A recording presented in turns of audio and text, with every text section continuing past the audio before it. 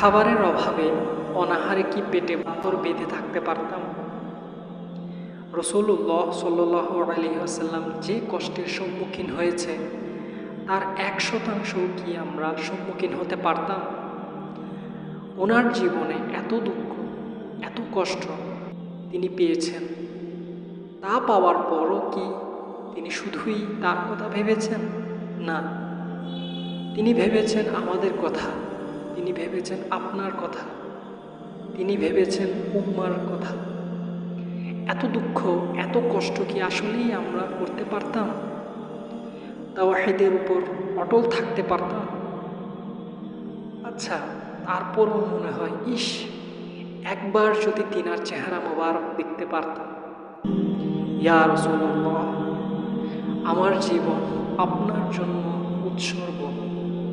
ফিদাকা আবি ওয়া উম্মি ইয়া রাসূলুল্লাহ সাল্লাল্লাহু আলাইহি ওয়াসাল্লাম।